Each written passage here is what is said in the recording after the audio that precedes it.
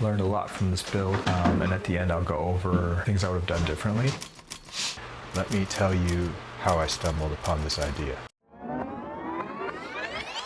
I came across Ken DIY's channel, and he builds a mold out of concrete, and I thought, what an awesome idea. The only issue for me was how heavy that mold looks. Obviously it's made out of concrete. My guess would be 500 to 600 plus pounds. Didn't want to break the bank, and I also didn't want to break my back. So I've actually been contemplating what other material to use instead of concrete.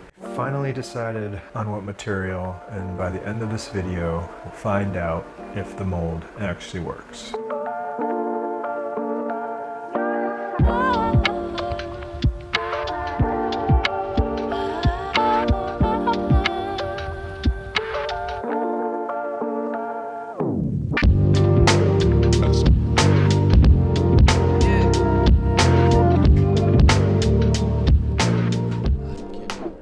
2-part mix finally arrived.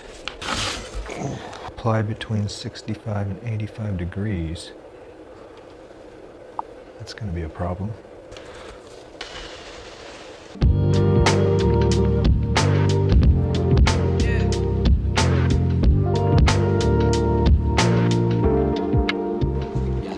Here we go. This is the nerve-wracking part.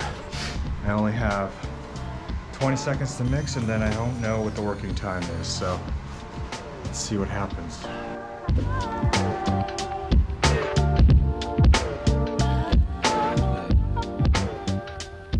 Okay, the shop is quite a mess, but the box is coming along. Working with expanding foam is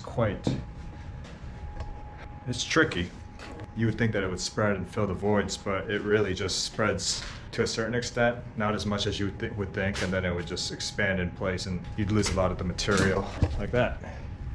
It expands out instead of in. But I think strength-wise it'll be good because I could stand on a portion of it.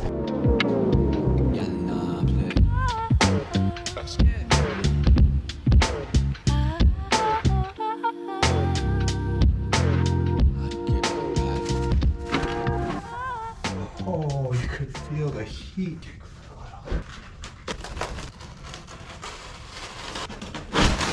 Oh yeah, a lot of voids.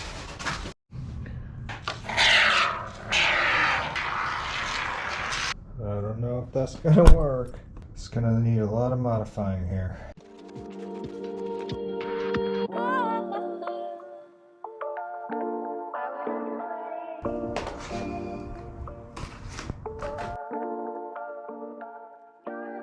It's been about a month since I've started this project, and it's not going or panning out the way I had expected, but continuing on. I feel like I've wasted some money on the trial and error process here because I need to redo the first part of the project. So let's see how this turns out.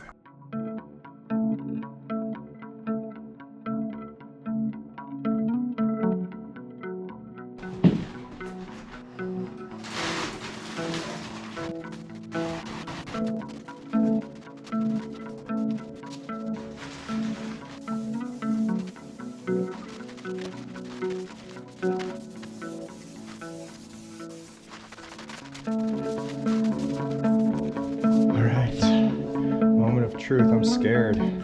About to try the form for the first time. There it is.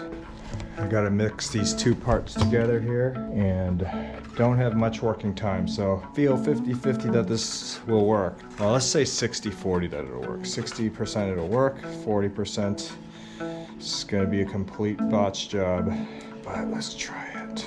I gotta add part A, this dark one, to part B. Stir like crazy. Try to disperse it as evenly as I can, and then jump on it.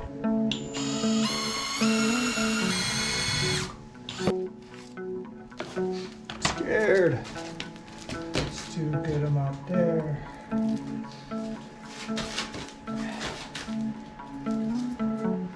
Let's see if it works.